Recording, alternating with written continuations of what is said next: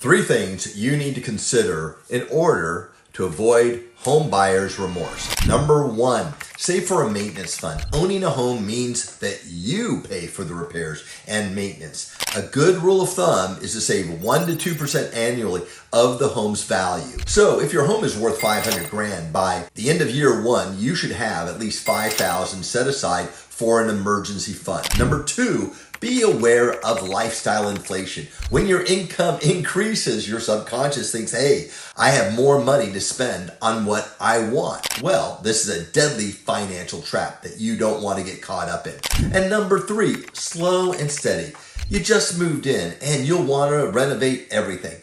Buy all new furniture and so on because you want the home to look perfect for yourself and your guests. This can lead to a bunch of extra credit card debt that you just don't need right now. Take it slow and steady, and remember, you only might be in this home for 3 to 5 years, so don't end up house rich and cash poor. Follow me for more tips on real estate.